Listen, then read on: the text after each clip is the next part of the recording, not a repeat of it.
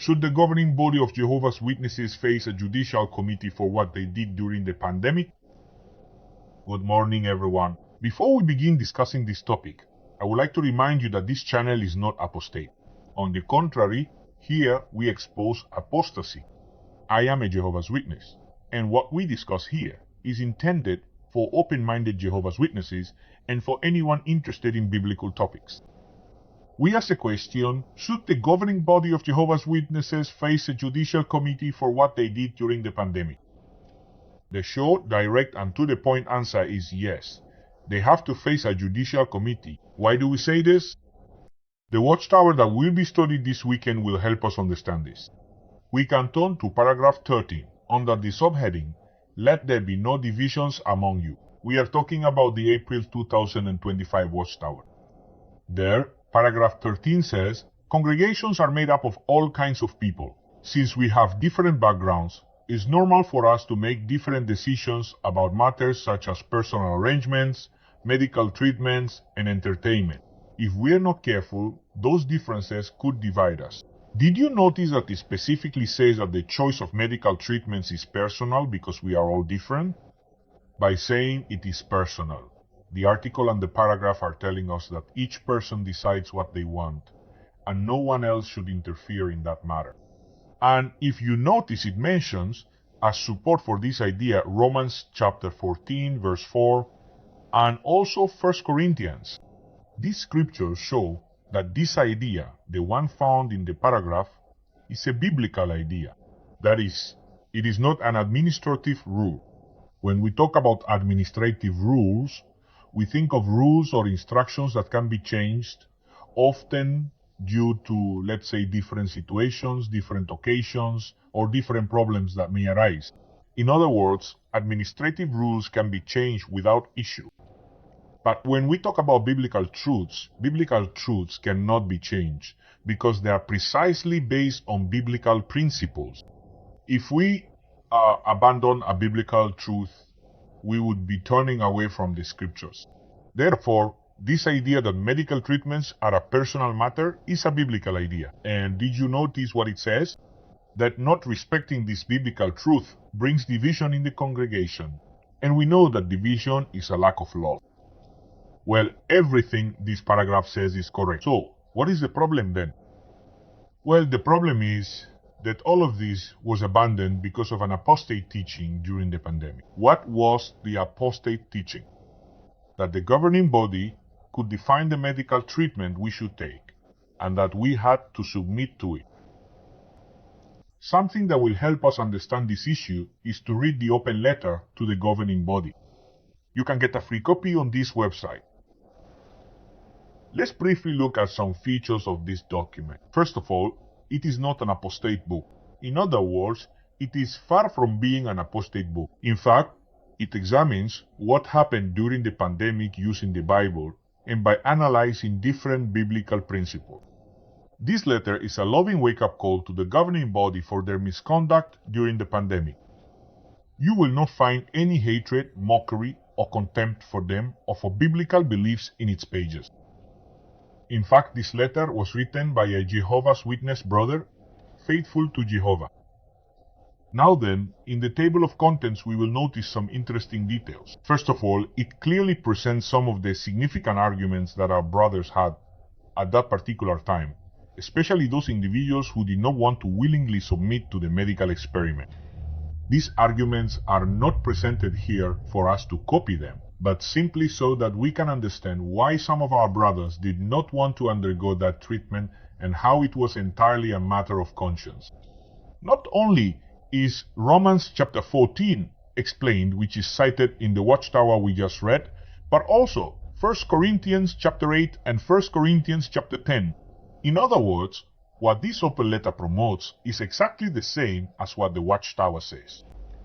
If we keep looking at the table of contents, we'll notice there's a chapter titled The Viewpoint of Our Organization up to April 2021. Why up to April 2021? Because that was when apostate teaching began to be introduced into the congregation.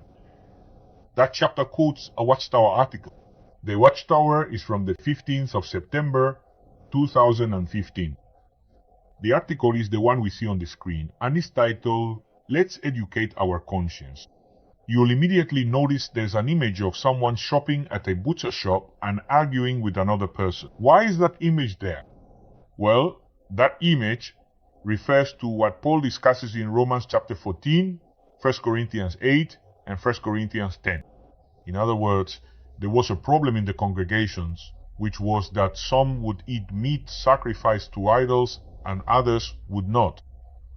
And the issue was that this caused division because they started arguing and tried to convince each other to do what each one should decide personally. This entire Watchtower article is based on the comparison that the problem with meat sacrificed to idols is similar to the issue of medical treatment. So, what's the point? If we change the teaching that medical treatments are a personal matter, we would have to tear out from the Bible chapter 8 of 1 Corinthians, chapter 10 of 1 Corinthians, and chapter 14, not to mention a bunch of other biblical texts. Again, I repeat, you cannot change that biblical teaching because it is not an administrative instruction. Let's read what paragraph 7 tells us. The first sentence says, "Neither the branch offices nor the congregation elders are authorized to make decisions for the brothers in matters of health, even if they ask them to." And it cites Galatians 6-5, where it says that each one will carry his own load of responsibility. And it adds, what they can do is provide them with biblical information to help them make a decision. As is clearly seen, this paragraph mentions that no one in the entire organization can recommend medical treatments, because obviously that goes against the scriptures. The only thing to do is to help the person make a decision by presenting principles, but not by taking the scriptures, manipulating Bible texts, and pushing the brothers in a certain direction. That cannot be done. Therefore, the open letter we are quoting is completely in agreement with this biblical truth and defends it. And this shows that it is not an apostate letter. Now let's look at what paragraph 9 shows us. There the first paragraph says, "If we are reasonable, we will not try to convince others to think as we do." And it cites the case of a married couple from a European country. Here is a photo that represents that event. You can see these brothers promoting medical treatments with a smile, right? So that the brothers in the congregation would accept those medical treatments. Well, what happened? It mentions there that the results were not so good. That is, the people who believed in those medical treatments later became disappointed. And what did they do? They got upset, they got angry. What does the article tell us, particularly this paragraph at the bottom? It says the following. It's clear that the couple had the right to make their own decision. In other words, they could choose those medical treatments because it was within their personal rights. But then it says, was it worth putting the unity of the congregation at risk? Was what they did reasonable? And then it mentions the topic of food, which I have already brought up. So it's very clear here, we cannot promote medical treatments. If we are convinced that a medical treatment is the best, that's great. We can use it for ourselves, for our family, but we shouldn't convince others to adopt it, and much less use the scriptures, twist them, and use Jehovah's name to promote a personal idea. That again is something that cannot be done. Then, in the open letter, we find a chapter titled, "What You Did During the COVID-19 Pandemic." There, the reports from the governing body that strayed from the truth are analyzed in great detail. It would be interesting for you to read it, because the speeches are transcribed there, and you can also rewatch the governing body videos that are available on the JW website. We have to remember something. When you replace a mistaken teaching with a good one, that's correct, that's fine, that's called progress. We all make mistakes, and when we do, we need to have enough humility to acknowledge them and change. But the problem is when you have something good and you abandon it and replace it with something bad. When you do that, you become an apostate. What was the bad thing that the governing body adopted? Well, it's clear that during the governing body's reports, dangerous experimental treatments were promoted among the brothers. Many brothers who adopted these experimental medical treatments ended up dying, and many are sick today and don't even know it's because of the treatment they took. Of course, everyone has the right to decide what they put into their body, and no one can question that right. But the problem was that many brothers did not want to participate in that, and the governing body manipulated Bible texts, twisted them, and used Jehovah's name in a blasphemous way to force others to submit to their personal ideas, to the decision that they themselves had the right to make. That is, if they wanted to use that medical treatment, no one could say anything to them. They were within their rights, and we defend their freedom to choose to do so. But what they could not do was force others to submit to what they wanted. In fact, think about this. What happened to those who pointed out that deviation during the pandemic? What happened to those who wanted to maintain neutrality? That is, the teachings we had up until before 2021. Do you know what they did to them? They told them to keep their mouths shut. And those who didn't stay quiet because they couldn't stand what was happening and spoke with the brothers were expelled. In other words, the result of this apostasy was a terrible division in our congregation. And I experienced it personally, so I don't need anyone to tell me about it. What conclusions can we draw from all of this? Well, first of all, the watchtower from this week that we read at the beginning strongly condemns the governing body. When we read and study it, let's remember that the governing body did none of the things it says should be done there. In fact, they did the exact opposite. They actually promoted specific medical treatments when the watchtower says that shouldn't be done. Furthermore, this watchtower confirms that what the open letter says is correct and that the open letter has not deviated from biblical teachings. But there are other conclusions we can draw.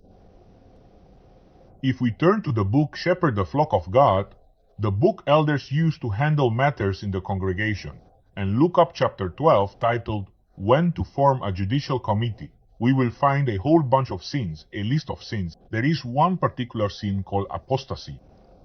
And under that sin there is a topic titled Deliberately Spreading Teachings Contrary to Bible Truth. According to this, if someone commits this error, a judicial committee must be formed. Let's read what it says there. Deliberately spreading teachings contrary to Bible truth.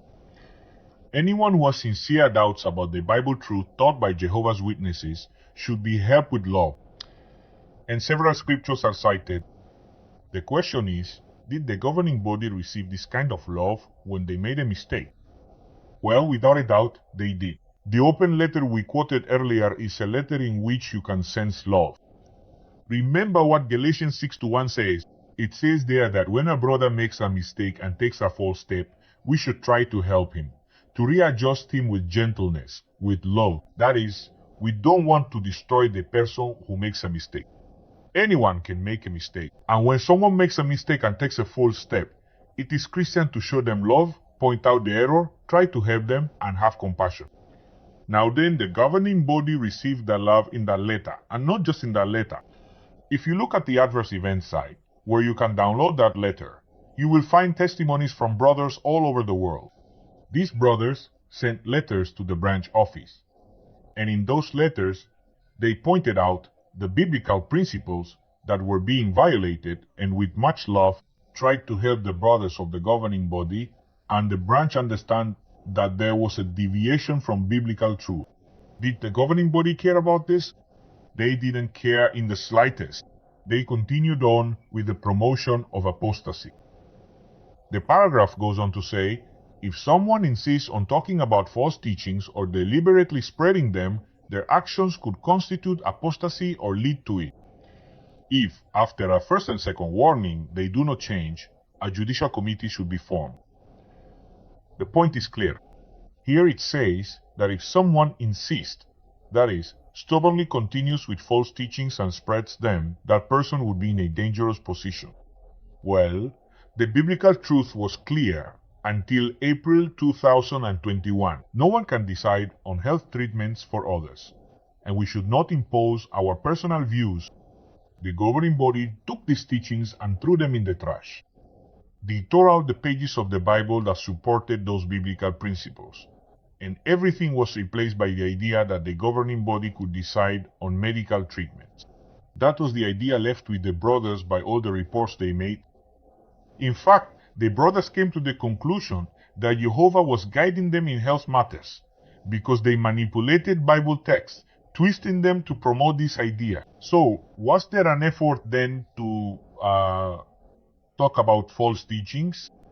Of course there was an effort, because they kept going forward.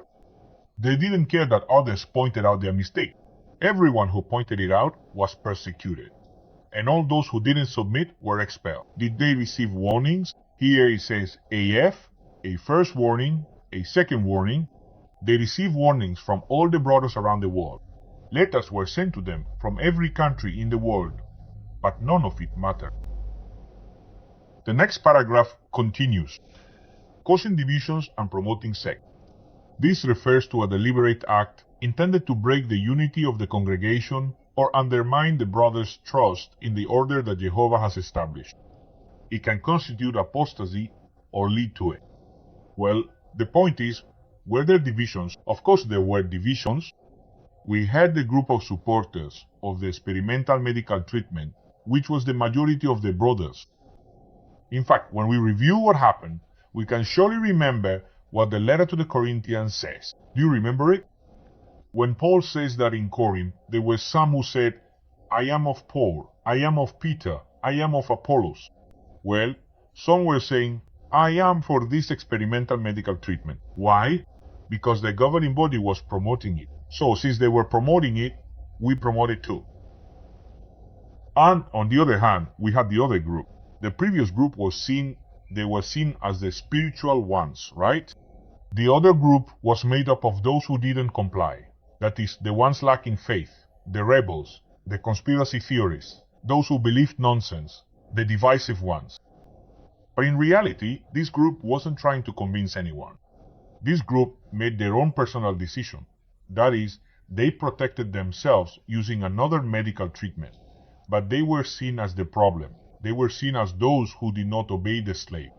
But in reality, they wanted to maintain neutrality. That is, the biblical principles we always had. But everything was turned upside down, and through manipulation, they were made to look like the problem. What did this cause? Fights, loss of friendships. In fact, I lost several friends, I had problems, and many people also experienced this within the congregation.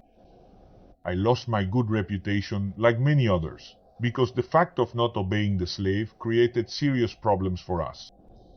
So we can clearly see that the division existed, we can't deny it. And in fact, the sect is also mentioned there. What is a sect? A sect is a group with an unquestionable leader.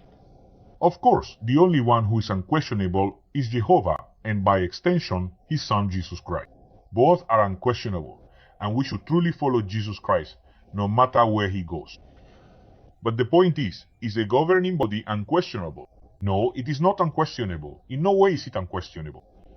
So, if they are taking on the role of being unquestionable, aren't they taking on the role of Christ? Aren't they, in a certain sense, going against Jehovah's established order? Jehovah established that Jesus Christ is unquestionable, not them.